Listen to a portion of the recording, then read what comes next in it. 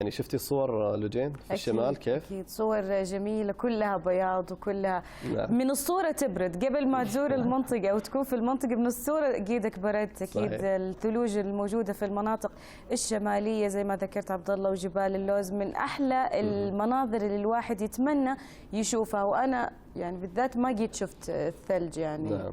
فإن شاء الله رح تكون لي زيارة. زمان كانوا يروحون القطب الجنوبي والشمالي عشان يشوفون القطب جانا. أي القطب جاي لين عندك، وسبحان الله أنا شفت صورة فعلا يعني تستغرب سبحان الله، ودائما الواحد يسبح الله عز وجل يعني كيف امتزجت هذه الثلوج اللي احنا نشوفها دائما القطب الجنوبي أو الشمالي مثل ما تشوفون الآن، وصورة للإبل يعني سفينة الصحراء اللي اسمها سفينة الصحراء مثل ما تشوفون الآن لقطات يعرضها لنا مخرجنا خالد الفيصل من تبوك هذه اللقطات.